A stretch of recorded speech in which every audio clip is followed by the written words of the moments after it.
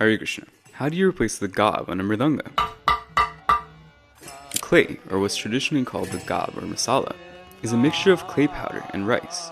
It's what gives the mridanga its characteristic and resonant sound.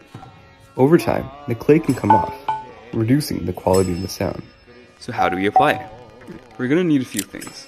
We'll need some clay powder, specifically one without any lumps and that is grounded down super fine. Traditionally, people have used clay powder from riverbanks, but of course you can always buy some clay powder from your local mridanga shop or music shop. In some cases, if you have any old or broken clay mridangas, that is, mridangas whose bodies have already been broken down fully and are unusable, it is possible to reuse the clay body for the gaab by grinding it down into a fine powder. Next, we'll need some cooked rice that has been soaked in water overnight. This makes it so the rice is very soft and can easily be grounded up to make a paste. We'll also need a flathead screwdriver. And of course, we need the sun. If you live in London and don't have access to the sun, a small fire like a diya can be used, though the sun is always the best option. Now onto the tutorial. First of all, we need to ensure that we're working with a clean surface. Put some water on the side to loosen any remaining clay and wipe it off. Once it's clean, leave the mridanga in the sun to dry. Take some of the soaked rice and place it on top of the mridanga.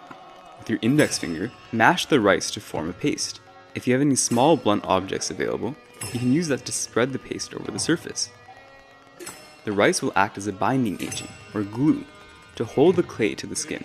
Our goal is to make sure that the rice paste is super smooth and doesn't have any major lumps. Using the flathead screwdriver, gently scrape off the excess from the sides so the rice paste forms a circle in the center of the drum. Again, leave the mridanga out to dry in the sun. Let's move on to the actual clay paste. Take some of the clay powder and place a few grains of rice in it. Then, either using your fingers or a blunt object, like a rock, grind the two into a smooth paste. All that's left now is to apply it to the mridanga. Once the mridanga has dried out fully from the rice paste treatment, it should have a papery texture. Take some of the clay paste that we made earlier and slowly and carefully rub it onto the mridanga in a circular fashion, forming a circle. After you've completed your first layer, take the same flathead screwdriver and scrape off the excess gently. Once again, leave it out to dry in the sun. Repeat this process a few times, adding a layer of the gaab and then leaving it out to dry. While some sources recommend adding 6 or 7 layers, it really depends on the thickness of each layer, which in turn depends on how viscous your clay paste is. On the final layer, while the clay is less wet, you could take a small, smooth item like the lid of a container and press it onto the clay. This makes sure that the surface is smooth. As that dries, let's prepare the final black layer. Some mridangas from more professional shops use tabla syahi, a mixture of iron filings to help with the resonance.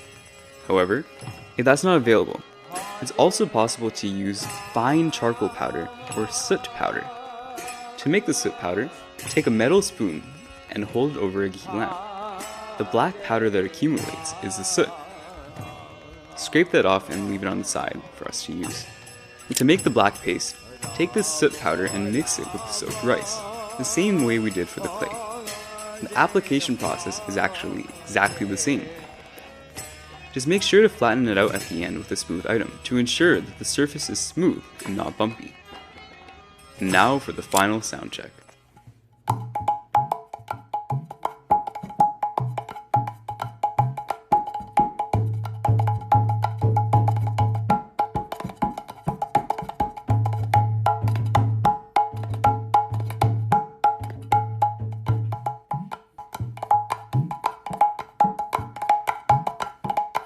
Be sure to follow this channel if you found this helpful, and I'll see you in the next video.